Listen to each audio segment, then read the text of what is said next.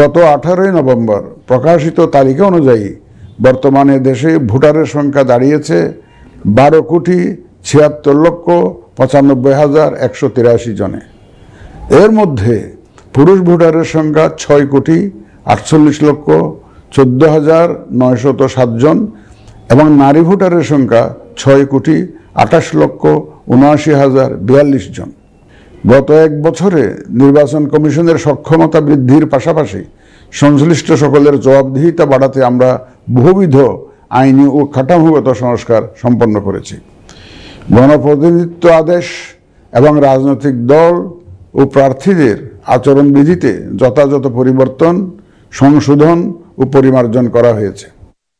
নির্বাচন ব্যবস্থা সংস্কার কমিশনের বিভিন্ন সুপারিশের পাশাপাশি নির্বাচন কমিশনের নিজস্ব মূল্যায়ন ও অংশীজনের পরামর্শের ভিত্তিতে এসব সংস্কার করা হয়েছে। এই উদ্যোগ সফলভাবে সম্পন্ন করতে সহযোগিতার জন্য আমি অন্তর্বর্তীকালীন সরকার, নির্বাচন ব্যবস্থা সংস্কার কমিশন ও জাতীয় ঐকমত্য কমিশন সহ সকল অংশীজনদের জানাই আমার কৃতজ্ঞতা। প্রিয় দেশবাসী, বিভিন্ন কারণে এবারের নির্বাচন আমাদের জাতির ইতিহাসে অনন্য ও গুরুত্বপূর্ণ। প্রথমত, প্রকৃত গণতান্ত্রিক ধারা পুনঃপ্রতিষ্ঠার পাশাপাশি কাঙ্ক্ষিত সংস্কার প্রশ্নে সিদ্ধান্তের নির্বাচন এটি। এবার জাতীয় সংসদ নির্বাচন ও গণভোট একই দিনে অনুষ্ঠিত হবে, যা একটি নতুন অভিজ্ঞতা।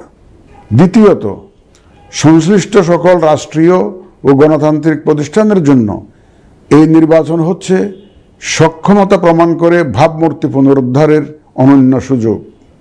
তৃতীয়ত, দীর্ঘ গণতান্ত্রিক আন্দোলন সংগ্রামের পর দেশের স্বার্থে রাজনৈতিক দলসমূহের মাঝে সৌহার্দ্যপূর্ণ গণতান্ত্রিক প্রতিযোগিতার ধারা প্রবর্তনের দাবি রাখে এই নির্বাচন।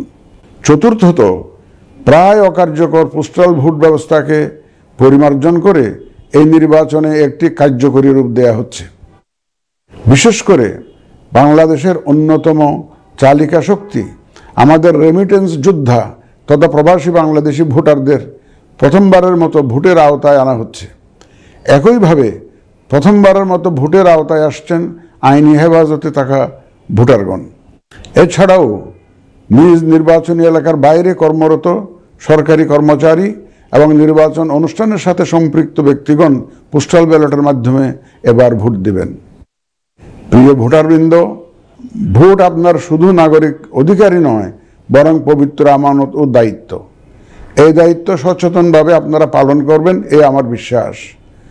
যে কোনো ভয়ভীতি, প্রলোভন, প্রবঞ্চনা এবং সীমাবদ্ধতার ঊর্ধ্বে উঠে নিঃসংকোচে আপনাদের ভোটাধিকার প্রয়োগ করুন। আপনাদের নিরাপদ ও উৎসবমুখর অংশগ্রহণ নিশ্চিতকল্পে সংশ্লিষ্ট সকল প্রতিষ্ঠান ও বাহিনী কাজ করবে। ধর্ম, গোত্র, গোষ্ঠী, লিঙ্গ নির্বিশেষে সকলে এই আনন্দ আয়োজনে অংশগ্রহণ করুন। পরিবারের প্রতিবন্ধী, বয়স্ক ও সন্তান সম্ভবা মা সহ সকলকে নিয়ে ভোট দিতে আসুন। আমি আশা করি আপনাদের স্বতঃস্ফূর্ত অংশগ্রহণের মাধ্যমে ভোটের অনুষ্ঠান উৎসবে রূপ নেবে।